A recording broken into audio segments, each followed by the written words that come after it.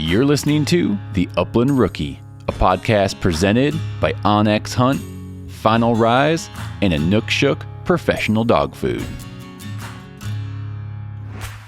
And welcome to episode 83, part 2 of the conversation with Ryan Mulcahy from Born to Run Kennels.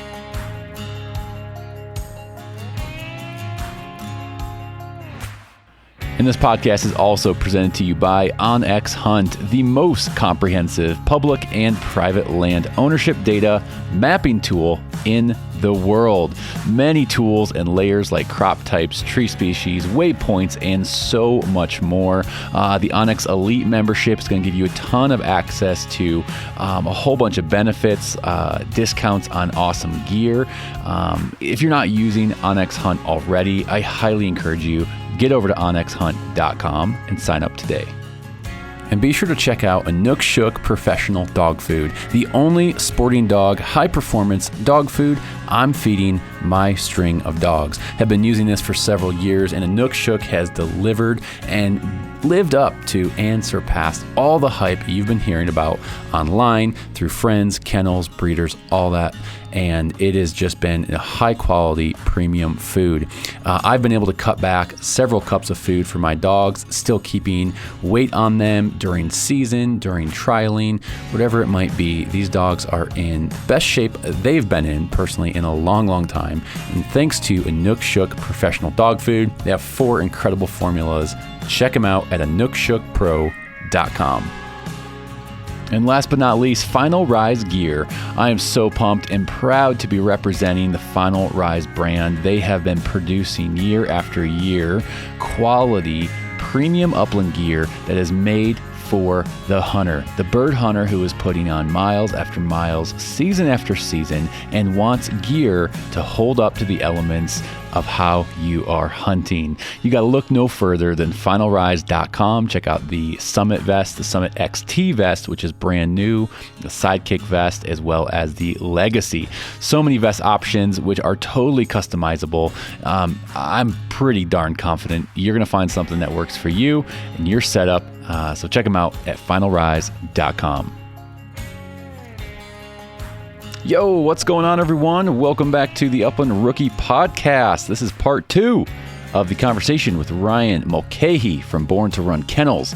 Super pumped to have you guys finish this episode up with me. We did have a couple difficulties towards the end here with some recording quality stuff. We pieced it together though. We had someone's internet go out. I'm not going to name names, Ryan. We had couple different interruptions. We both had to pee again, so we had to take a pause there. So a couple different things you'll notice maybe towards the very end of the show. But again, we pulled it together, we persevered, and we finished the episode.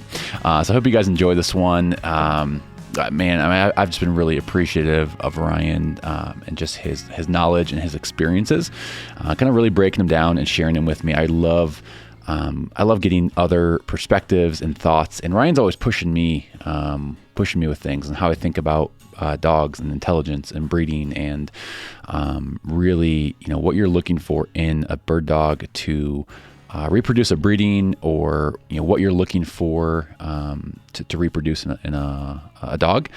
So I've appreciated him pushing me over the last couple of years and just in my thinking, and so really appreciate it. We're going to go over a couple things here, and we'll get right into the rest of the episode. Don't forget, we have a giveaway happening over at patreon.com. So make sure you're signed up as a Patreon supporter, and you'll be entered into the giveaway from Gunner Kennels, giving away I shouldn't say brand new. It's been out for over a year now. But one of their Gunner Fan Kit 2.0. I'm going to give one of those away to a listener of the show. Just make sure you're signed up on Patreon as a supporter of this show, and I'll be drawing a winner here in the next several weeks.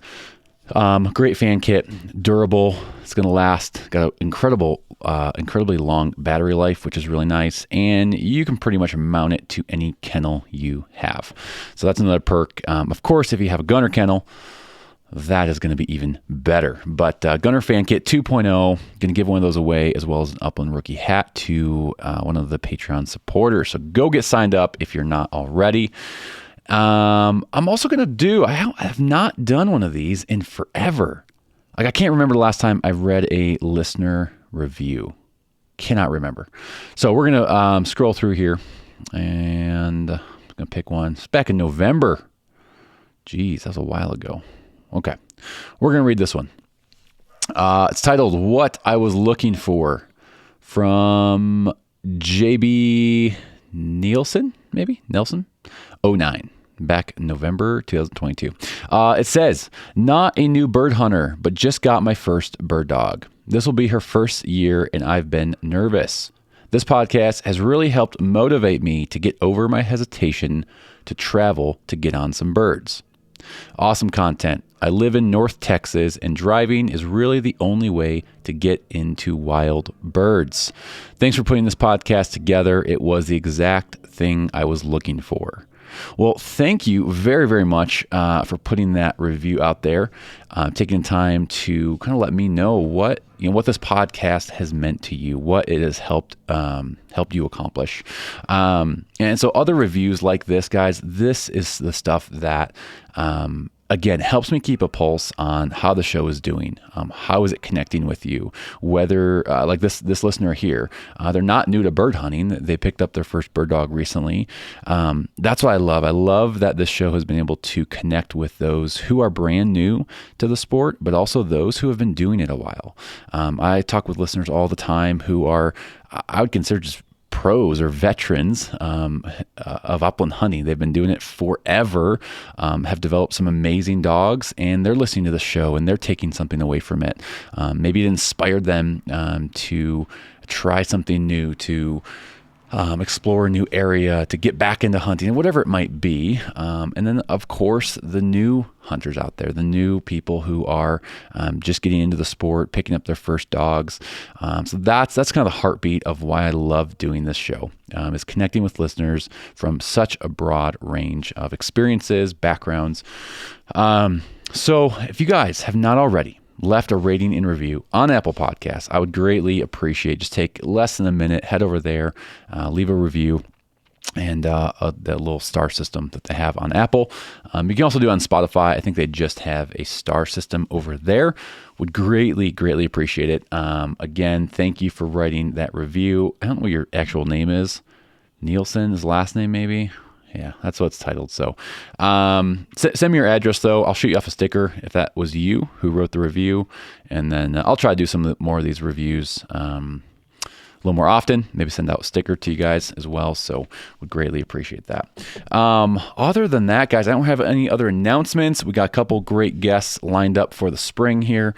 I'm excited to share those episodes with you as well. But we're going to jump back into the part 2 of the Ryan Mulcahy series. Hope you guys enjoy this one. All right. Okay. All right. Okay. Oh, good. I think it's a podcast first right there, a little potty break. Yeah. Well, I don't feel as embarrassed by this after listening to Armchair Expert with Dax Shepard, because his guests all the time are like, "Hey, can I go to the bathroom?" Okay. And they keep it rolling, and it's pretty funny. It's like, yeah, we got a bathroom, and you hear the toilet flush. You know, you hear it going on, and it's hilarious. So I'm like, that's whatever, awesome. Whatever. Might as well. Yeah, and I remember I've done a couple, and it's always like you get part way in, and I've always got to go. So it's just how it is. Yeah. Oh, I love it. It keeps it real, man. Keeps it real. Yeah, exactly. All right. Can you, this is something you and I have chatted about quite a bit over the last couple of years. We've known each other and been, talking on Instagram. Yeah. Wild birds. Yeah. Like developing a dog on wild birds. Yeah. 'Cause I know that's been a big part when you were up in Idaho and Montana and all that, really doing some of your training actually on wild birds versus pen raised and planted birds. Can you talk a little bit about what the benefit that you've seen from running dogs on wild birds and just unpack that a little more? Yeah. So I have not worked a dog on a pen raised bird, and I'm not talking about a pigeon, but I'm talking about pen raised quail or chucker. I don't think I've worked a dog on those birds since 2014. Jesus. And even then I had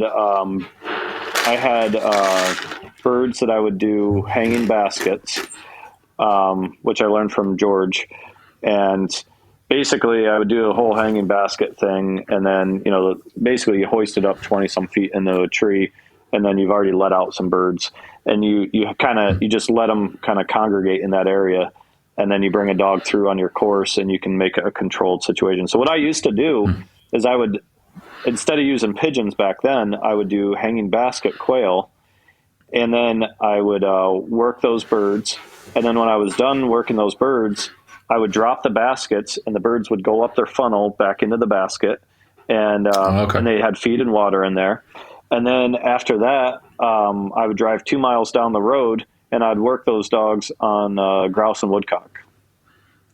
So the whole idea was to gain control and then transition it. And I would do it in the same day. So like I might do 20 minutes, 30 minutes at most of controlled work. And then I would do 30 minutes to an hour of wild birds. And controlled work, unpack that a little more. Controlled work meaning you're trying to recreate a wild bird situation? The controlled work is you're trying to help a dog around birds to be steady to wing, shot, and kill. Okay. So I may not be killing them, but I'm getting them broke out. And so I train dogs a lot differently. So one of the big things that Bill Gibbons used to talk about was wild bird action. So when you're in that situation, to create wild bird action. Well, a wild bird doesn't sit in front of a dog, and you don't just stand there saying that dog, whoa, and this and that. So that's why a lot of the field trials bother me, because it's just too much control. It's too much man-made crap. And I'm going to say it that way because you're too involved with the dog, and I hate that. I want to see what the natural qualities of the animal are. And so what he would speak about is wild bird action. So you think about wild bird action. Well, that means when the dog is pointed, a young dog is pointed, and say that it's pointing a pen-raised quail. And then all of a sudden that dog decides to break and go in on that bird. Well, you're not going to give the dog a thrashing. You're not going to give him a correction. But that bird needs to get the heck out of there, right? Well, it doesn't, because it's a stupid quail, and it's sitting on the ground. So now that dog grabs that quail. Well, now he can form a habit, and now you've got to be more involved, which creates that flagging and ticking, and it creates so many other issues, because now you've got to get involved. These are not a lab. These are a bird dog. This is they're supposed to be a natural animal. Sure. But when you create that situation, you create problems. So what I do is I go from I can come into that later, but what I do is I go into from a pigeon perspective first, and you're essentially teaching them you can't catch them. All right. So that's the whole layman's term. You can't catch this bird, but it's wild bird action. Sure. So the whole idea is I can control the action of that pigeon and get the bird out of the situation. And it teaches that dog, you're not catching them on the ground. So you never form that poor habit.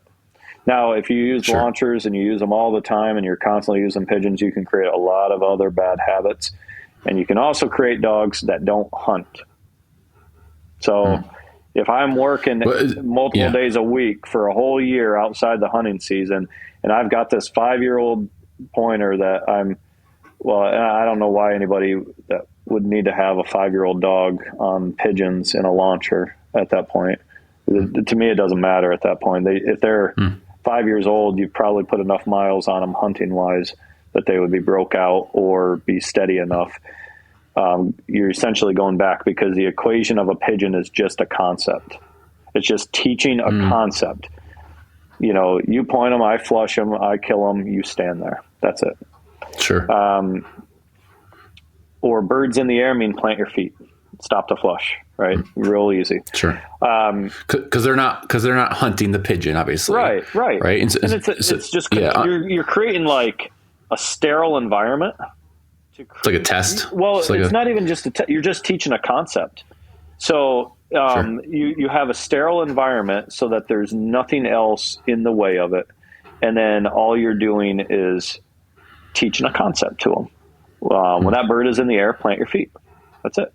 That's what stop the flush means. So, so basically when I went to the pigeon side and then I had more wild birds out west, I just haven't gone back to pen raise at all. Okay. Now the new location, the owner has a place, I think he's got 1,900 acres. That's all pen raised birds. And he's got a string of his own dogs, about 5 of them, that will be primed up for that style of hunting. But what I like, if I have a dog that I'm grooming for that scenario, I'm going to start with, as a youngster, I'm going to start with other scenarios. I'm going to work every type of bird, and then I'm going to steady them up when they can handle more pressure. But the problem that we have is if you put too much pressure on them too early, then you start having a lot of issues around birds, around game. Sure. And you want to keep that natural intensity as much as possible. So, so running when you run a dog on wild birds for training purposes, do you ever find yourself wishing you had a more controlled environment to train that dog? No.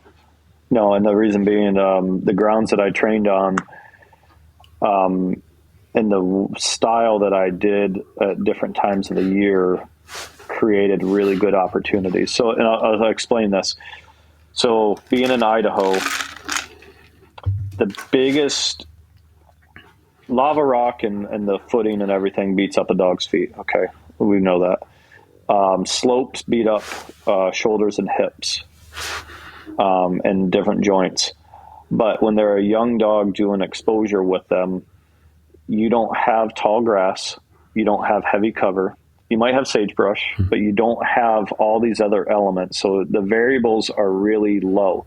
And especially whether people like this or not, I train in the spring. I am not chasing birds. I have heard horror stories, and I think it's despicable with some of these guys. And I'm not talking about the handlers, because a lot of the handlers understand what's going on out there. But I've heard about, hunters going out with their dogs and their dogs running down and catching blue grouse and doing stupid things like that. I hate that. And it gives it a bad name. I do not chase coveys. Even in hunting season, I don't chase them. Mm-hmm. I don't chase paired birds. When you put them to flight, you move on. So what that allows, though, is all your grass is laid down because you came out of the winter. It's like a golf course. Okay. And then you've got water, which dogs can get in, they can wallow in, they can learn to cool themselves off, they can keep themselves hydrated. Their scenting ability is better. So they can get these birds pointed and get good work in on them. And it might be a pair of birds. Well, a lot of those birds aren't nesting until either late April or early May. So, and you know when the scenting goes off, right? So we know when to get the heck out of there. And I've never caught. Don't push it. And then this is the thing, in doing it in 8 years, I've never, ever caught or pointed any birds on a nest. So will you run young dogs on birds too? Okay. Yeah. Because again, the birds are wild. I mean, they're wild birds, so they're going to get the heck out of Dodge. Right. But when I was training on those grounds, I knew where in the fall and winter, I knew where almost every covey was. And your Huns are usually very territorial. They're back in the same area almost every year. And then your Chucker were a little bit more transient in certain regards, but you knew where they typically were. Blue grouse, I knew where they would come down in the spring, and that was good for young dogs to learn those birds. And then occasionally you'd have sage grouse in those areas. And then we used to have more valley quail until about 2016, when that really bad snow year. And then those grounds, the valley quail have not come back into, we used to have like 50 bird coveys. And it was just like of valley quail. Yeah. And oh my gosh, the birds have not come back into that area since the snow. So, not at the same amount that they were. And then this year, Idaho got tremendous amount of snow. So I'm hoping that they have a really good year without any drought, because the last 5 years have basically been drought in the spring. It's been really interesting to watch. But I would work dogs consistently, and I might have a broke dog, and I might have a dog I'm breaking out, or I might have a broke dog and a flock of puppies. And I'll have that broke dog on the ground, and I'll bring puppies in behind him. And so that's why I say Rue did a lot of work for me. I mean, it was consistent. In helping those younger dogs too? Yeah, in an hour workout, he might have 8 to 10 pairs of birds pointed in an hour. Well, those puppies got that exposure. They got in those situations. But it was pretty funny because after a while, you would notice him start getting irritated that they were knocking his birds. And he would leave the situation. Well, he wouldn't leave the birds, but he would, when you sent him forward after the puppies flushed the birds and I shot the blank pistol, and he'd still be standing there. Those puppies would be running around. When I'd send him after that, his next cast might be a half mile. And you knew he was frustrated. I'm done. Yeah, he's like, I got to get away from these pups. And you might put a little distance. Yeah, and then you might have to run him by himself for a workout or whatnot. Okay. But he did a lot of work for me on those pups. And honestly, actually, here's a kind of a plug-in, but the Nuckshuck has really helped that dog because he still looks really good. He broke a toe this year. That's awesome. In Texas, but other than that, I mean, physically he looks really good. And that's awesome. Yeah, so I mean, he's how old now? He's 11. 11. Okay. Yeah. Okay.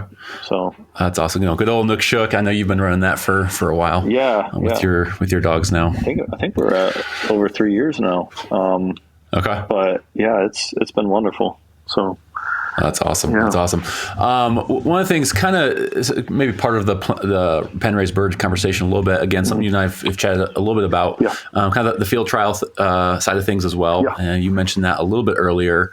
You mentioned kind of it's really just showing your dog. Mm-hmm. Share some of your thoughts around field trials, your like of it, your dislike of it. Some of your thoughts around that. Well, I love field trials. I do. I really love field trials. I love wild bird field trials because I like wild birds. But, some of the dogs I got to watch, like Aaron's War Creek, who was national champion, Sugar Knoll War Paint. I mean, he wasn't national. I don't think he was a national champion, but he was, I think he was like 16 times. I think he's in the Hall of Fame now. I'm not sure if he got elected or not, but I know they were trying to get him in. But those two dogs, like watching them, and I'm just using those names, but they were, Great River Ice was still alive at that time, and he was still winning. And, watching those dogs, they're all pen rate, like they're single course dogs. They were single course dogs up in the Northeast. They were tremendous bird dogs. They really were. But they also had a different style than a West Coast dog, because what happens when you run those single courses, it's a different type of judgment. A lot of these dogs are running the same lines. It's a little more sterile of an environment. And your birds, when you move a bird, someone at the back end of the gallery comes by and they throw, they take a Nolan Ryan, chuck down with a bird at the ground, right? they fire them right down, right? And they make that bird kind of stand around in that area. Well, that's fun, but that's a demonstration. Now, those dogs, and I'm not taking anything away from those dogs, because there's a lot of other things that they're doing that are really at such a high standard that you may not see in wild bird trials. But the wild bird trial is you have a little bit less control from your birds, right? And it could be wider country. There could be other things going on. Don't ever take it as this putting one of those dogs down, because they were really, really special animals. But there are certain dogs that are bred that are extremely, extremely good in that type of scenario that may struggle if they were on wild birds all the time out west. And vice versa. You take a West Coast dog. I was just going to ask, do you feel it's both ways? Oh, absolutely. If you took a dog and you said, This dog has been winning all over the West and all these wild bird trials. Well, they may not do as well in a single course field trial. It's a different venue. Now, that being said, if you would have put George Tracy out west, he would have kicked the shit out of just about anyone. I'm sorry to get in it. He's that good. He's that adaptable. And he would have gotten things accomplished. There's just no other way. I mean, I think Harold Ray was running dogs in the grouse woods, and he was also running them in all age trials back in the day. Okay. I think most of them were shooting dogs, but a lot of those dogs would have transitioned to all age. We have this concept now, because of it being so extreme, that an all age dog just runs off on you. Well, the all age dogs that used to win back in the day, like Redwater Rex, or even Silver Bullet, they would be considered a big running shooting dog now, or just a good running shooting dog. A lot of those shooting dogs right now that are running, like War Paint or War Creek or any of those dogs, if you would have taken them from George's string and say that, back when he was alive, if George used to say this, if Robin Gates would have taken them, they'd be all age dogs 2 weeks later. Huh. So it just, this concept that we have is really skewed because people have never really seen an all age dog. And a lot of them have never even seen a real shooting dog. A real shooting dog is really, really fun to watch, and they're really refined. That's what the shooting dog was. And I want to say the shooting dog came in either in like 68 or 72. I can't remember what year they started the shooting dog, but originally everything was all age. So this whole that all age was a standard kind of. That was the original. Yeah, and then they started a shooting dog classification to show more refinement. And so you look at that, and things have changed, but in the grand scheme of things, they haven't changed that much.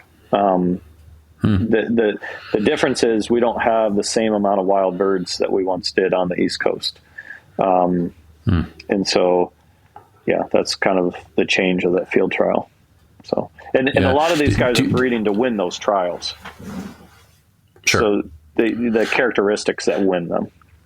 So, and because there's all age stuff now that's both planted birds and wild birds, right? Absolutely. Okay. So, but are you saying that those two types of, in today's age right now, the all age wild bird stuff versus the shooting dog or all age planted birds, are you saying those are still two very different types of dogs? Well, I don't know if you've noticed this, but Ames, there's a lot of people that are not running dogs at Ames anymore that are qualified. And because Ames Plantation does not really, the venue doesn't really show, it doesn't typically show a good way of a wild bird dog. Okay. And it shows a certain type of dog that has had a lot of training and a lot of refinement. And a lot of guys that come out west and they come to watch the national, they come and they see the grounds, and the grounds are a lot different than obviously out west. But they said, they said the dog that wins that is essentially a big run and shooting dog at most. I said, absolutely, because the grounds dictate that. A real all age dog that's grabbing in there, it's really hard of a venue to get them around. But I want to say there was a couple of years ago, there were 40 some dogs that were qualified for Ames. And I want to say that, like, I can't remember if it was 18 or if it was 28, but there was only 18 or 28 dogs that ran at the national championship that year. Everybody started pulling their dogs because the venue really didn't show their animals well. And they've been wanting, and so, everybody talks about this pre-release program until they start seeing bird crates, right? And now they're like, okay, this is it's just, my dog's not going to thrive in that. Well, it's hard to. Kind of scenario. It's hard to. And then when like this year, the two amateur dogs that were qualified were drawn during some of the worst weather. Well, now the amateur is paying, I want to say it's either $550 or $650 to enter that dog, make all the commitment of getting that dog south beforehand, possibly with another trainer, so that, there's thousands of dollars in the hole, and then they go to run them, and they might only get to run them for an hour because it's not even worth trying to go 3 hours. They're not finding birds. They've got terrible, it's a really hard venue at this point in time. It's really hard without any wild birds to say, hey, look, we're going to really get after it. And this is my opinion. I think that if there was a way for them to have wild birds, it would change the mental perspective of the handler. I really think it would change. Because most of these dogs are typical wild bird dogs. A lot of them are, yes. Going to this Ames that are, you're saying there's more release birds. Yes. Yep. It's all release birds. Ames has no wild birds. It is all release birds. I don't think they've had wild birds since like 2004. Okay. So here's a question. Here's a question for you. I'm curious on your thought. So in your mind, then, what is the difference? What are the characteristics of a badass wild bird dog versus? I guess first off of that, what's your definition of a great wild bird dog? A quality wild bird dog. Yeah. Well, first thing is one that stays hooked up to the handler. So mental composure to the handler. I don't care about, what type of range they have. If they're 50 yards or 1,000 yards, they still need to keep the handler in mind. One that naturally knocks the front. So they constantly find themselves in front of you and hang out there. And then the one thing that people don't talk about much anymore, but natural character around birds. So we go through all these breaking processes, and everybody's got their own. And it's like, I'll tell you what, some of these SOBs that I've been around, like these dogs, they're just waiting to knock birds. And then I've got dogs that constantly, if you get on them, you might make them too cautious around birds. So there's a fine line, and that's genetics, but there's a fine line between the two of them. And so that character around birds, I never really understood it until one of my mentors, Franklin Asa, really talked about it. And then I bought a pup from him, and I thought, oh my goodness, it was night and day difference from what I had been accustomed to. And then I started training differently because now my whole string is out of that line. And even the dogs that I'm breeding now have similar characteristics to that. So it changed the perspective of the way I looked at it. I no longer want to be, having to break a dog and re-break them and remind them at 5, 6, 7 years old. I'm tired of that. When we start getting things kind of steadied up, or just a dog that's naturally very steady, then I don't have to do much on taking their chase. They just want it. And then those are the types of dogs that when you put them in these pulley systems and start, heaving them around and hauling them, in these other breaking scenarios, they don't do well. And then people are like, oh, that dog's garbage. Well, that dog didn't need that. He wanted to stay planted around birds, or she wanted to stay planted around birds, and they wanted to keep birds on the ground because that is what their natural characteristics were. And I was just going to say, kind of all those qualities you mentioned, I think the emphasis is, from your, correct me if I'm wrong, is naturally, right? Like doing those things kind of out of their breeding, and not, because you can train a dog to stay in front. You can train a dog to kind of stay in check with you, put them in scenarios, right? Yeah. But I think your emphasis of what you're saying is really, I want dogs that do that naturally. And does that question I wrote down, or the comment you made about man-made intelligence versus true intelligence, this is kind of in that same conversation, right? Yeah. So you think about a lab. A lab is a man-made dog. That's what they have been made to do everything for a human. That they like, everything revolves around you. A pointer, and I would, it's hard. I'll just say a pointer. Okay, I'm not knocking any other breed, but the pointer was developed to be a certain type of dog with you in mind. All right. Now, we've got a lot of runoffs, and that is absolutely a stereotype. There's no doubt about it, because everybody gets in this whole scenario of breed hot to hot to hot, right? And, breed an amped up dog to another amped up dog to another amped up dog. Well, then they can run off the edge of the earth, right? And they're not hunting, they're just running. And you're like, okay, now I got to get him under control. Well, now you might have to do something catastrophic to get him under control. I've said this to a lot of people because they say, well, you can't push a rope. You can't make that dog run. Most of those people would ruin the dogs that I produce. And the reason being is when a lot of these dogs that I've been working, when they start to get broke out and steadied up and they have a find, the next cast into the country is going to be even bigger and bigger and bigger. And they're going to become more efficient and they're going to become more bold and more focused. Okay. That's a difference. I'm not trying to rope them in at that point. They already know to handle for me. So they're already hooked up to me when they're doing that move. But what is that? That's breeding, right? That's breeding. That's breeding. Genetics. That's breeding, and that's breeding a certain type of dog. And so that's a dog that I personally like. I don't like the dogs that I constantly have to hack on and be on all the time. That just gets old over a while. I've got a couple of them out there. The one I've kind of jokingly called her No Surrender should be her paper name. But I mean, there's things like, it's not fun when you have to get her attention, and it might last 2 or 3 weeks at most. And then next thing you know, and when I'm in Texas on the truck, she has to have a bark collar on it all the time. Because, because if you're running another dog and you shoot on a covey, she knows she's losing her mind. She's losing it. And she is losing her mind. So when she hits the ground, she's trying to take on too much. And her mind's not in the right space. Exactly. It's not tunnel vision and focused. It's not calm, collected, and focused. And she's so much dog. She's too much for her own good in a lot of ways.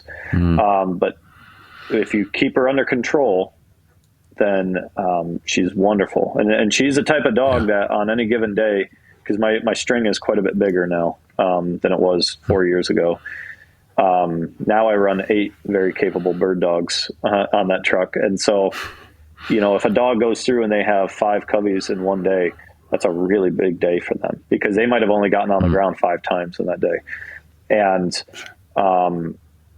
so that's the way I look at it. Like for her, if I can manage her and get her to that point, and that's also knowing that dog. Another dog, you never put a bark collar on, you never say boo to them, but she would lose her mind and be completely out of control, and you wouldn't be able to run her in front of a client. So she'd be too much. She might run off, which she has done several times. So, it's not. Golly. Yeah, Bev is above and beyond what any person needs out there. So. Well, okay. So this will kind of lead into a little bit of breeding now. What is when you're breeding dogs? We've tiptoed around this a little bit. Like, what are some of the things that you're looking for in your breeding philosophy, really, when you're breeding dogs? Like for her, she sounds like she's a very amped up dog, or a lot of dog. Like you said. She's a lot. Is she someone that obviously do her characteristics outweigh her flaws? Would you breed to her and talk a little bit more about that? When you watch her around birds, it's there's no messing around. There's no.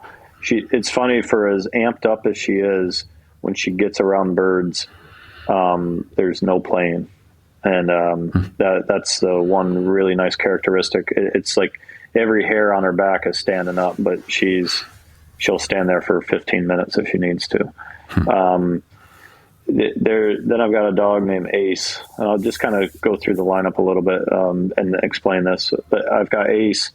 And Ace is very aggressive, but he's out of True Confidence, which he has True Confidence is a dog that you'll hear a lot out of our stock here. But Ace has this tremendous composure around birds, and he's also really aggressive going to them, and he's aggressive in the country.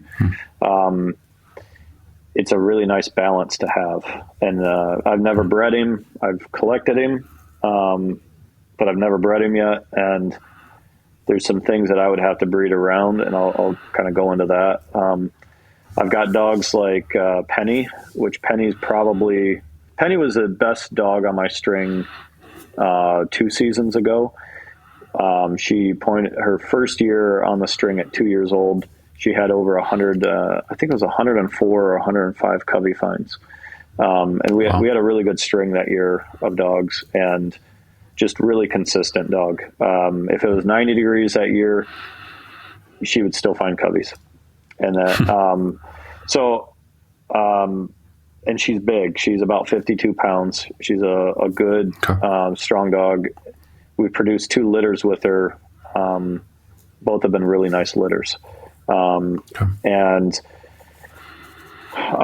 she's tremendously easy around birds. So that character around birds, is really fun to watch with her.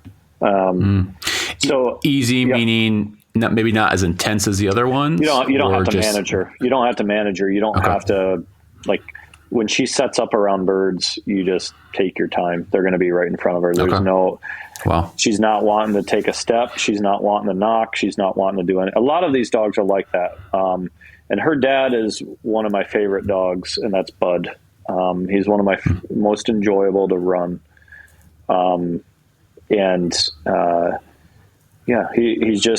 He's a really nice animal.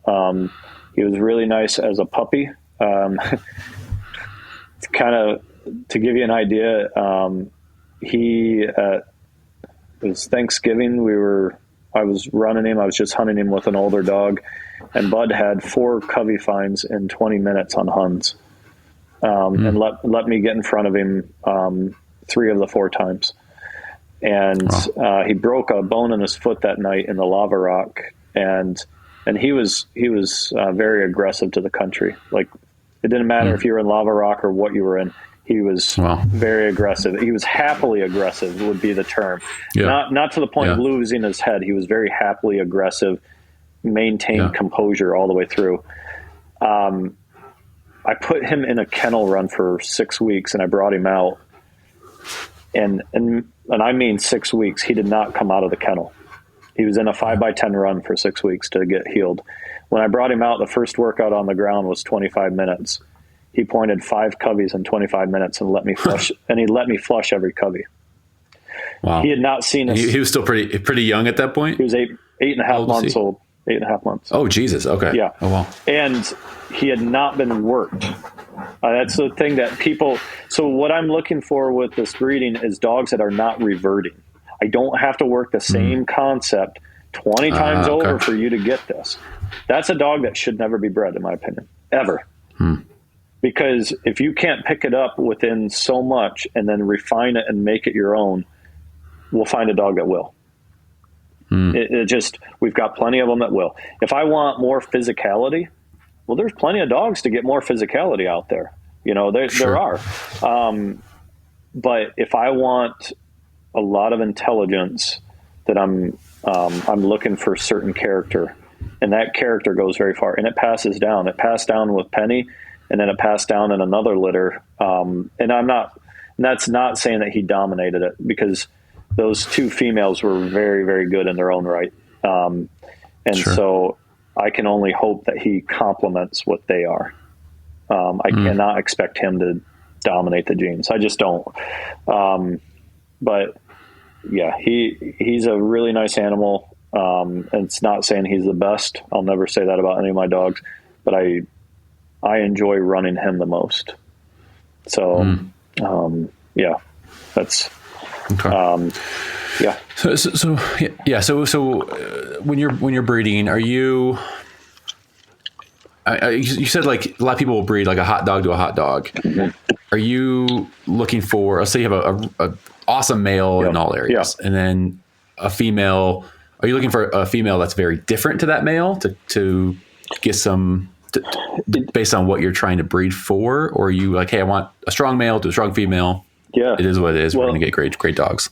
I want strong females. In the next few years, when people come into the kennel and see the females, they're going to notice that every one of them is 48 pounds and above. I don't want small females. And actually, Bob Whaley, which a lot of people know because of Elhue, his brood females were typically all over 50 pounds. Okay. Is that typical for pointers? People are is it trending smaller right now? Yeah, especially in the Nastra world. And because they throw a lot of animation, they're smaller boned. People are like, well, you know, they do the same thing a big dog does. You know, they just don't take as much. I'm not going to knock that. It's just not the dog for me. When you take that little dog, that 35-pound dog into Texas, they might do just fine. They might. I'm not saying that they won't. But it's like saying that a 70-pound pointer is going to go through the grouse woods at the same agility that a 40 to 50-pound pointer would, right? Or a 40 to 50-pound dog. They may not. But when a lot of these guys are not looking at the real gait mechanics of these dogs, and that's one of the things that we need to look at a little bit more is the fluidity in their gait and how their mechanics are. Because some of the fastest dogs that I've seen on the ground did not have sheer foot speed, but they were really smooth in their gait, and they stroked in their gait. So their breathing rhythm matched with their gait cycle. So if you think about that, right? So if I'm running, and think about if I'm trying to run a 4-minute mile, right? That's 60 seconds per 400, okay? Or quarter mile, that's 60 seconds, right? So if I'm trying to run that, and if I go out in 55 seconds, everything's spiked. I'm flooding my system of lactic acid. I'm basically depleting my oxygen stores really quick. I'm flooding my body. My breathing is also out of rhythm. Okay, because now I'm amplified, and we all see these dogs, and they're bug-eyed, and they're amplified, and their breathing's like. I don't want that. I want the dog that is almost lazy looking or really collected, and they get amplified when they go to work, and they have great enthusiasm when they go to work. But when they're in their stride mechanics, they may not look fast, but they're constantly in a hunt gait, and they're constantly smooth, and their breathing is in rhythm. I do not want those, like the boxy built, snappy dogs. They're not for me. That's a whole different dog than I want to run. I want to run one that kind of runs more like a thoroughbred. Even if I lose style, I'm okay with that. The other thing that we're seeing a lot in the pointer, we're seeing a lot of post-legged dogs, meaning their hind legs are really straight. They do not work. They're and we're straight, meaning like from the hip to the foot. It doesn't have that it doesn't have the curve. Yep, exactly. Okay. And that will throw more animation, but you'll also tear more CCLs. Okay. And so now you take that dog that doesn't have full range of motion and full extension, and say that they're going through high grass, and all of a sudden they hit a hole. Now, and you don't see it once, and then you don't see it for 10 or 15 times, and then all of a sudden, you know, they're 3 years old, and you've got to get a CCL repair. Well, it might work, but then you're going to have to repair the other one because the other one's going to blow out. So back in the day, the guys that wanted to get around that, what they would do is they would breed cowhawk dogs. So their hips were cocked a little bit. And it's like if a runner ran with their foot a little pivoted out. So they bred those dogs a little cowhawked because they had a little bit more range of motion. They were less apt to tearing. Yeah. Wow. Yeah. Oh my gosh. But now we're getting, because animation, the aesthetic of a bird dog, because of these courses, and like I said, I'm going to always preface this, I'm not putting them down, but these throwdown trial courses, the aesthetic of that dog in motion is so important to winning, and how they look pointed is so important. That look is so important that snap in their gait, that animation, is caused a lot from being a little bow-legged or real post-legged. But if you're looking at and people would breed towards that a little bit, right? Yeah, Because it's such an emphasis. Yeah, absolutely. Yeah. And why not? If your emphasis is to win field trials, then that's what you're doing. Sure. So, and that makes sense. But if we get a whole pool of dogs that are all real straight legged and things, we're going to start having issues, and we already are. Yeah. And so we're getting weaker back dogs. We're getting smaller rear ends on them, and we're getting shoulders that are 1.5 feet wide, and the rear end's about 10 inches wide, or vice versa. It's like, so it just we're not always looking at symmetry, and we're not always and conformation truly. And I will say this: conformation. The conformity of a dog starts between the ears, because similar to a human, we might not have the best conformation as a human athlete, but we can manipulate ourselves because our mind is really strong. We can manipulate and know our strengths and know our weaknesses. I would say this: Rue is really old school bred. He's probably one of the oldest true LHU bred dogs in the country, still living. He goes to LHU Strike, I think, 15 times. Well, he looks like LHU Strike.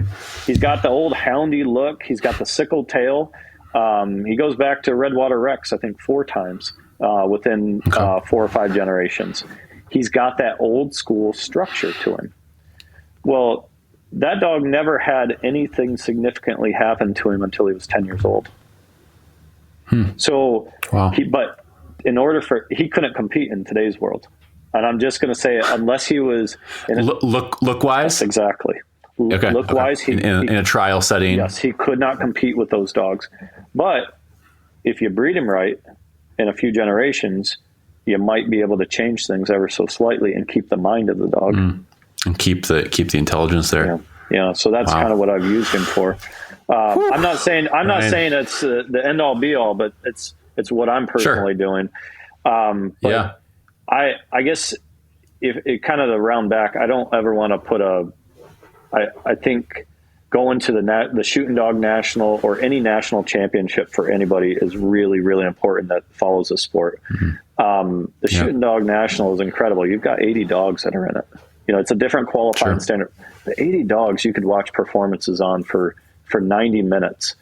And, but I guess my thing is a lot of the dogs that run at Ames, you probably don't get to see their full showing unless you watch those dogs up on the prairie.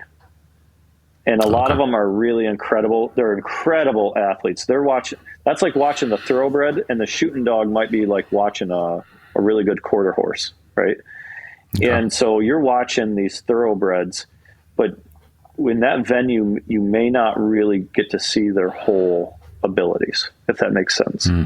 So the venue might dictate a little differently. Absolutely. So, Well, Ryan, I'm going to ask 2 more questions here before we kind of wrap this thing up. We're going to skip some of the training stuff and maybe get you back on another time to unpack that a little bit more. But 2 more things I kind of want to ask you about. So in talking, again, about some of these dogs' characteristics and what you're looking for in them.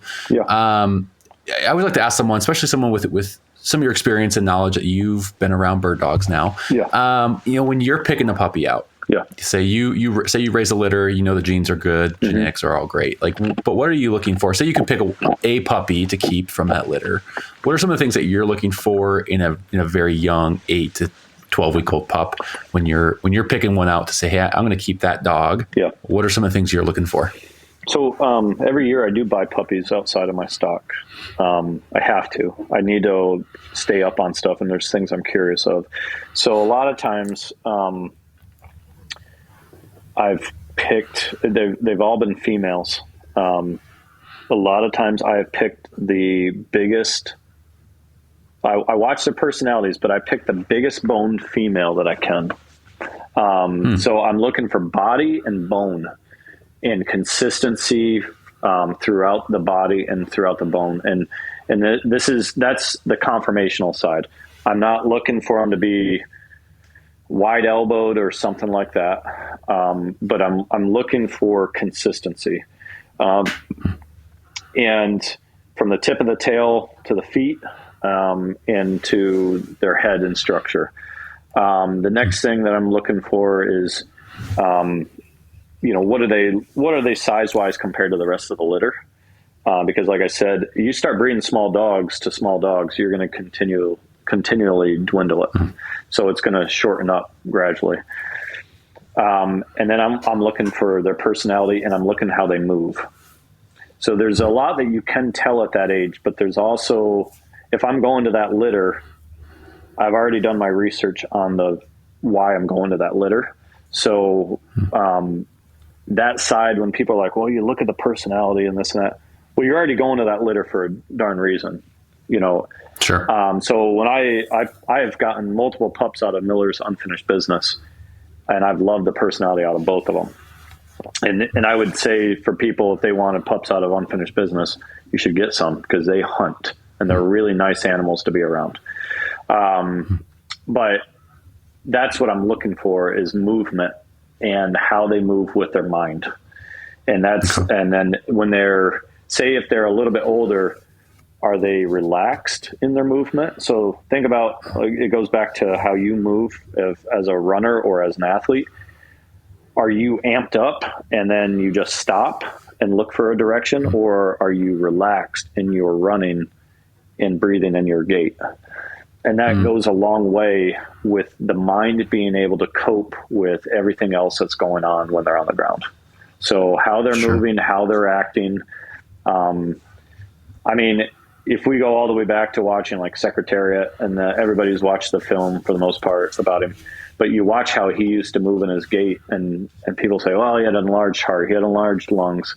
Well, yeah, but you still got to be able to use those. Sure. So you might have all this potential, but you still got to learn how to tap into it. So do they have a mind?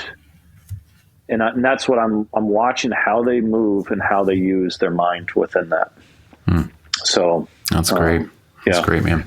I need another pause. All right. I'm sorry. Dude, no, me too. I have to pee so bad. Okay. I'll meet you back here in a second. Okay. All right.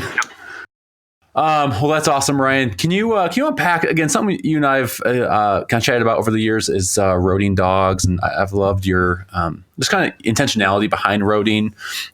You've seen some of my stuff with biking gauge and that we've chatted here and there. So can you kind of unpack again what's your roading process? Some of the things you've learned along the way over the years. So I guess I started off using a 4-wheeler and just 2 bars, like a main one, and I used to road Jim Schultz's dogs for him, and when I was living in Flagstaff. And then when I worked for George, I was roading from a horse, and we would couple 4 of them side by side in harnesses. It's kind of similar to being on your bike, and they was right in front of a horse, and you just keep that horse in a walk while the dog's pulled out in front the whole time. And then when I moved home after that, I didn't have much for finances, so I didn't have a 4-wheeler. But what I would do is I got one of those bike tow leashes that you can get on Amazon, and I would put 2 dogs couple, and I didn't have a lot of dogs, so I just would couple them alongside the bike, and they would pull the bike, and I would just feather the brake the whole time. But what I will bring up on that, the style that you do is better because you're actually reiterating their pattern. You notice that, like when you have your dog out in front, you're reiterating, you're in front of me. This is it's the same thing as a horse. Sure. Yeah, you're reiterating, this is where you belong, is in front of me. And not on the side of me, not behind me, but in front. They do. I mean, there are natural front running dogs that make it look amazing, and that is one of the things that just enhances it. And so now what I have is I've just got a Honda Rancher. I had those spider arms. So I'm going to kind of back up. I had spider arms. I've had other things with them. I've had straight bars and whatnot. But what I've got now, I don't know what they're really called, but it's like a stationary spider arm. We'll just call it that. And it sits in a hitch in the front of the 4-wheeler. And spider arm, just so people can kind of understand what we're talking about. Out in front of the 4-wheeler, right? It goes into a hitch, and then there's multiple. 6? Yeah, mine maybe? was. stiff arms that kind of have a little bit of an arch to them? Yes. And I can't remember. I had either 4 or 6. I can't remember what I had. And then I think I had 4, and then I had like the regular stationary bars, one on the front rack and one on the rear. And then I've got 2, I have a platform on the rear rack with 2 Roughland kennels on the back of that. So in case anything goes on with the dog and I had to pick them up. And then I also can, I've got, jug of water back there. Sure. So the way I've transformed in this, I do not do anything that gives on the harness anymore. Okay, so any bungees, no bungees, no bungees, stretch. no flex. It's all gone. Okay, what I want, and actually the only flex that I have is now in a lot of the attachments to the rig, they are actually like a rope, think of like climber's rope with 2 snaps on them. And and I also run all breast collars or breast strapped systems. Okay. And I start some of them off in a Howling Dog Alaska harness, but then I transition them to a breast harness. The reason being for this, so I'll go to the harness first. The reason being for the harness, the muscle memory can make it to where the dog lunges with their head low. That creates muscle memory when you do it enough to drop the head and drop the nose. You're running a bird dog, scent lofts in the air. You want that dog running with a higher or more level head. They do not need to drop that nose. Okay. So I don't want the muscle memory getting to where they heave themselves forward and use incorrect muscles. I basically just want them power walking like a plow horse. Head up, just driving. I am not asking them to be a sled dog. I am asking them to just get a low intensity, high aerobic workout. It'd be like me, if I'm a 4-minute miler, it's me going out for a 7-minute easy run, 7 minutes a mile easy run. It's, it might be highly aerobic, but I'm not going anaerobic. I'm not going over the top, right? So it's within this realm that, and then I might run 7-minute pace up a mountain, up a hill, an incline, consistent. So that would be the comparison. I am not roading anything faster than 8 miles an hour. I'm not trying to do speed. Speed is more apt for injuries. And so, and then down here, it's all sandy roads, so it's easy on their feet. I don't like pavement. I want them on either gravel or dirt roads if I'm not down here. That gravel and that dirt road, I think, is the way to go. So if you can get on like a cinder trail, I don't go any faster than 8 miles an hour. What I'm trying to have is a high aerobic, but low impact. So think of it as like if you were just running an easy run, but instead of being on a flat surface, you were at, like a 5% grade, right? You would build a lot of strength and a lot of endurance. I'm not looking for speed. I'm looking for strength long term. And then also this is a dog that is enthusiastic. It's not, their thinking isn't like a human, right? So you have to think ahead of them. So when I get those really amped up dogs in the harnesses, I actually want to get them worn down to where they don't think so quickly. They're not racing in their mind. I want them to be really, really controlled about it. And so, because they can get hurt in these harnesses. So the low impact, kind of low and slow method is kind of de-amping them a little bit. Exactly. And now they love it. They pull the whole time. I want them pulling, but I want them in a power walk pulling. They might run a little bit and then they go back into a power walk. All I'm looking to do is strengthen the posterior chain of the dog. If you think about a human athlete, we're more efficient when we have a really strong posterior chain. That's the efficiency in our stride is what we're looking for. So if we have a strong back and strong glutes, strong upper hamstrings, and we propel ourselves really well, essentially that's your backside of your core. It's the same thing I'm looking for with the dog.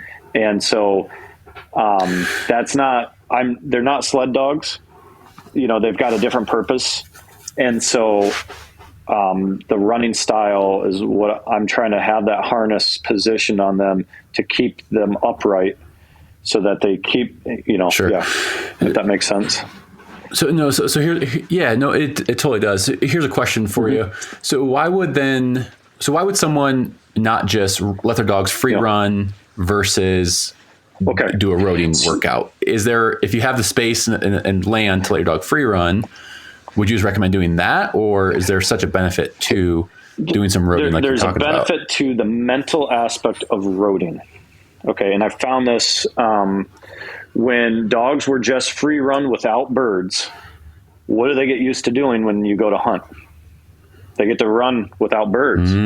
They get to doing that. So some of the harnesses, they're a lot different depending on it. So you think about like the old plow horses, how they had like a breast harness that came across, and the horse basically powered out of their back and their rear end, and their head was up the whole time. That's essentially, you want this dog, like, you don't need them to go fast in this. All you're trying to do is stimulate them while keeping them in breathing rhythm and producing some muscle. It's really easy for a dog to lose muscle, especially if they're getting worked really hard later in the season. They can lose a lot depending on their genetics. A lot of that is genetic. So, when they do get to some of the either field trials, or if you're hunting them for an extended period of time, if they haven't been worked to be able to metabolize for that long, and you're not feeding them, the way that you need to, genetics can play a big role in it, and hypoglycemia and different things like that. So what I've noticed is the dogs that were consistently roaded had less issues with hypoglycemia, and consistently ate better because of just even a low level workload on a consistent basis, not just sitting other than being pulled out to work.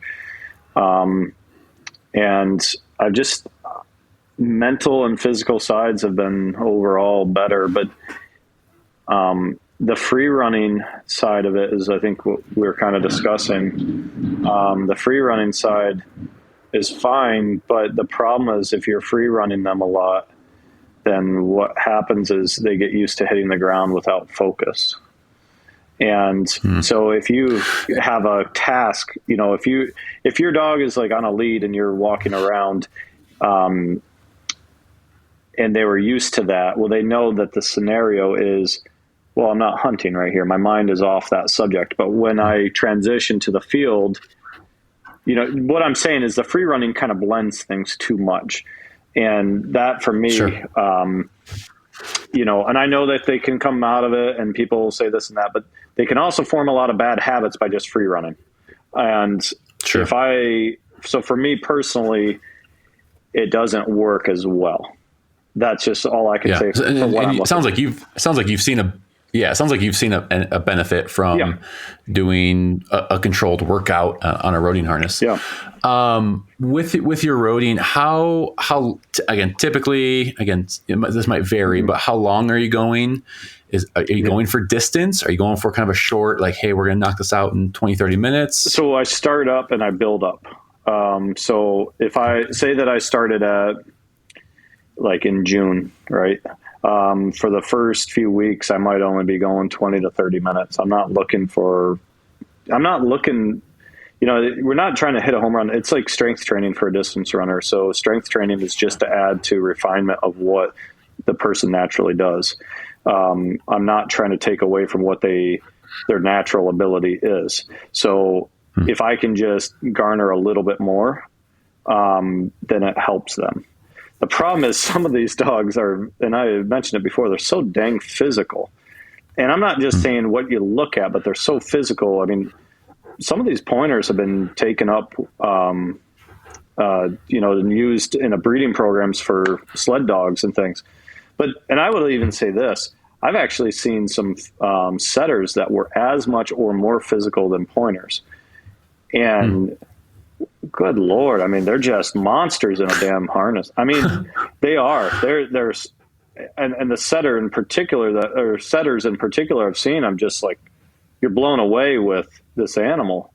And then you look and you see what parents it came out of, and I can't wrap my head around it. I've sometimes seen them. Oh, that's some loud thunder.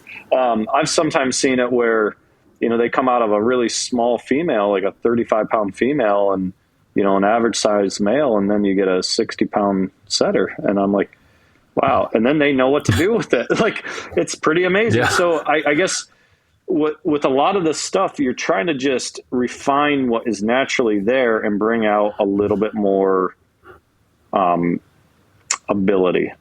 And so roading is not the end all be all, but if you're in a scenario where you need to get a mental release, because that's what it is. It's a mental release, and a mental focus at the same time. Like, they get to release, but then they get to focus on a task that they can accomplish. Those things are really imperative for a dog to just feel like they've got good quality of life. It's not everything, but it's better than not doing anything. And free running is just, for me, it's really hard to do. So. Well, that's awesome. Well, Ryan, kind of last thing I like to kind of end with each of guests here. What piece of advice would you give a new hunter out there? Someone who's just maybe getting into bird hunting, bird dogs. What's something that you would tell them?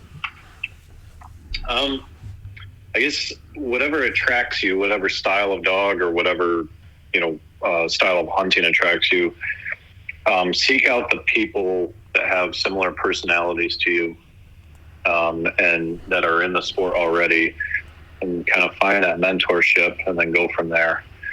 The tendency is we get on the internet and we see someone that's really good at marketing, and then they tell us what we want to hear because they're essentially selling a product. But I guess when you kind of get over that, you start realizing that there's certain people that you really drive with, and that you'll learn a lot from because you're open to them and they're open to you.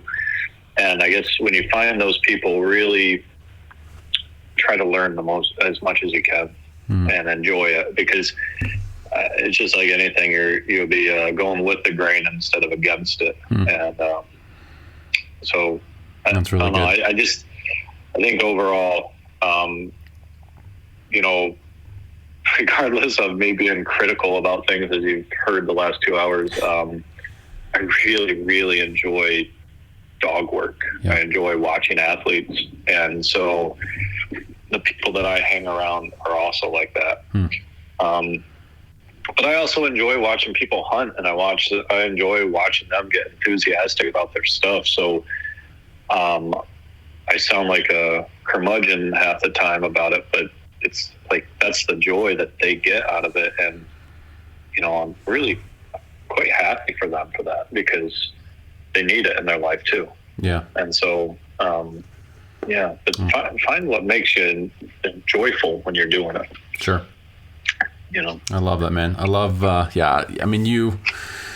you definitely bleed the love for the dogs and dog work, and it's been fun hearing more about that through your story and some of your experiences. So it's been fun, man. Been fun. So last thing we'll wrap up here with is kind of our rapid fire questions. So I'm just going to ask you a few questions here. Just give me your off the cuff answer, and we'll bring this thing home. All right.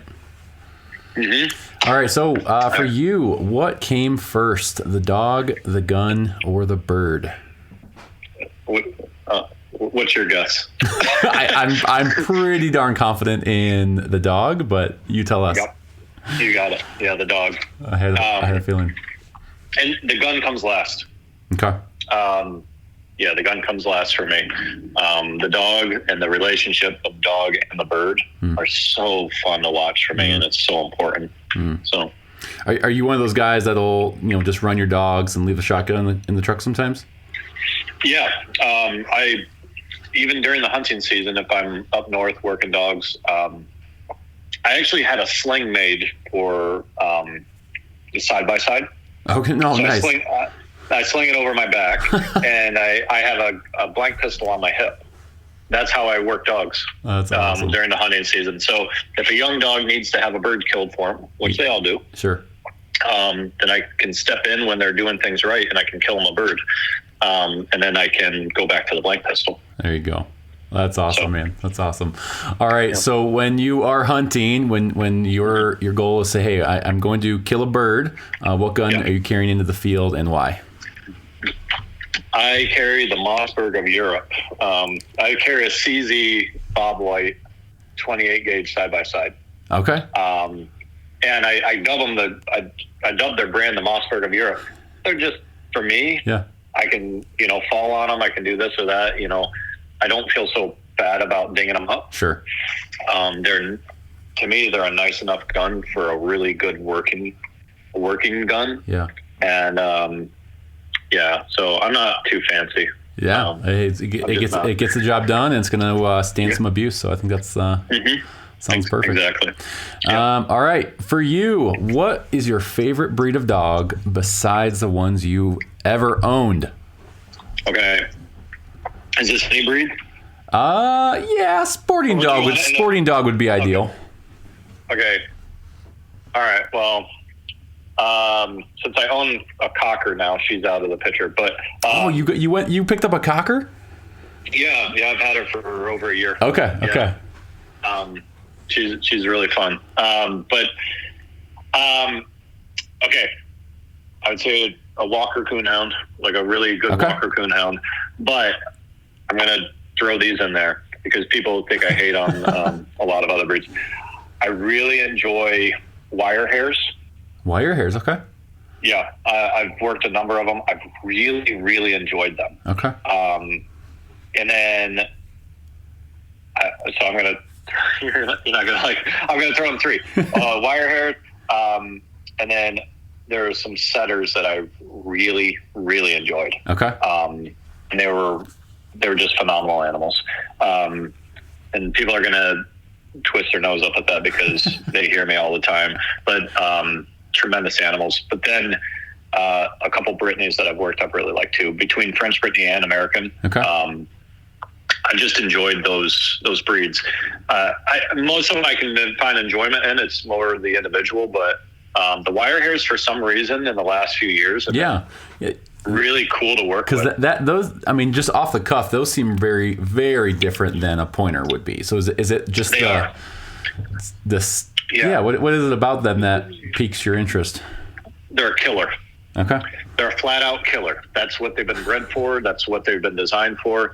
A Brittany is more of a finesse dog. A Brittany and a lot of these pointers are, because I worked a little bit with Nolan Huffman, mm-hmm. and his Brittany's are more like my pointers as far as personality. They just are, and I enjoy that side of them. I mean, there are some setters I got to see this year that I just really enjoyed who they were. And then it's just like a setter's just in a lot of ways, mentality wise, like a pointer for me. Sure. If they're goofy and crazy, I just don't. It's not my cup of tea. Right. But if they're really relaxed and focused, and then do a heck of a job, oh man, hats off to them. That's the type of dog it's the focus that I like. That's awesome, man. And it's the performance that I really enjoy. Sure. That's probably what I'm drawn to. So when I know that a wire hair is a killer, like, that's cool to me. Like, you're like, that is so cool to me, you know, because they're just like, they're a monster. Yeah. And then, so that's sorry, awesome. I there's a lot of them out there. I'm new. That's a very, very hard question for some people. So I get it. Yeah. All right. Couple more here. Favorite bird to hunt and why? And you can only give me one. Huns. Yeah. Okay. Huns. And the impact that it makes on a young dog's mind is one of the greatest that I've seen. So every time a dog has a contact with birds, if it's a single bird that gets up, it doesn't typically make as large of an impact unless the dog's like really engaged in the situation. But Huns can draw that attention and draw that focus in, and they're screeching and squawking at an explosion as one unit off the ground. It makes this awesome impact. And they're territorial, they're cocky, they're just funny. They're funny birds. That's awesome. And they're beautiful. They're just beautiful. So, I really like them a lot. Okay. That's awesome. So, all right. 2 more here. Your go-to snack on a hunting trip. Okay. So I was thinking about this before. I was talking to my mom before this, and I was like, she goes, well, do you eat anything? I said, yeah, I started eating like almonds, like those flavored almonds. Oh yeah. Like we're talking like honey mustard. Talking like honey mustard. Yeah. Well, I don't know the name of the brand. They have like salt and vinegar and different flavors like that. Oh yeah. So they're like a little handheld tube kind of thing. Yes. Yeah, like grab and go snacks, sure. And then pistachios. Oh, good old pistachio. Yeah. So those, when I first moved west, I never ate or drank anything. If I was on the ground with dogs for 3 or 4 hours in a row, like continuous, the only water I carried was for the dogs. And so, and a lot of times I was going up over the hills in Hell's Canyon, and I was putting in 3 to 4 miles an hour of hiking. And so like, it was, for me, I'm like, oh, well, this is comparable to what I used to do training wise. So it's not that hard. Until you make yourself black out. Oh gosh. Then it's like, oh, okay. I need something. I don't need to be this, what I'm doing. So I've altered that a bit. I'm sure. But those, I don't know why, but nuts, I don't know. Yeah, those are good. It's a good little snack. Yeah, got some good protein for you, and that's a good choice. Last one, beverage of choice after a hunt. Okay, so my mom said Yingling, but we don't really get that out west. And I don't drink beer that much, but I would go with 2, either like a Corona with salt and lime. Okay. Or just a fountain Coke over ice. Fountain Coke over ice. Classic. Yeah, something like that. Yeah, just something really kid-like and basic. Yeah, there you go. Yeah. I was gonna say, you're getting a little fancy with the salt and lime, but the traditional Coke over ice, I'll take it. Yeah. But I'm not too difficult with that stuff. Yeah, pretty simple. If I get out and I'm been training in Hell's Canyon for a long day, like any soda, just something. Yeah. Bubbly and good. So, well, Ryan, this has been so much fun, man. Thank you so much for carving out some time and just sharing your journey with us and just unpacking some fun topics. I think that's I've loved kind of picking your brain over the years, and so just thanks for taking the time to do that. Hopefully I don't offend anybody. That's never my intent. I just, I have a lot to learn myself. So absolutely. But I really appreciate you having me on. Absolutely, so Ryan. Well, thank you so much again. Okay. This has been a blast, and we'll talk to you soon. Okay, sounds good. Bye-bye. Well, that's a wrap of episode 83 in our part 2 conversation with Ryan Mulcahy from Born to Run Kennels. Ryan, again, thanks so much, man, just for taking some time and unpacking, again, your thoughts and experiences around bird dogs, even pushing the envelope on, training bird dogs on wild birds. I think that's a concept that's just maybe a little foreign to some. Maybe a lot due to access and all that kind of stuff. But I love your approach. I love your mindset around developing bird dogs, man. So thanks again for taking the time to unpack that here on the show. Hey guys, if you have not already, go over and leave a rating and review on Spotify or Apple Podcasts. Would greatly help the show get out there to more hunters, more bird dog lovers just like you, and to help get this show out there.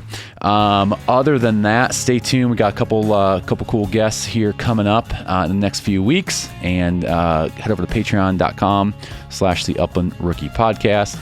Get signed up for the next giveaway with Gunner Kennels and giving away a fan kit 2.0. Keep your dogs cool all training season, trial season, heading into the summer. So it's going to be important. Keep them cool in their crate. So anyways, until next time, go put some miles on those boots and follow your favorite bird dog. Take care.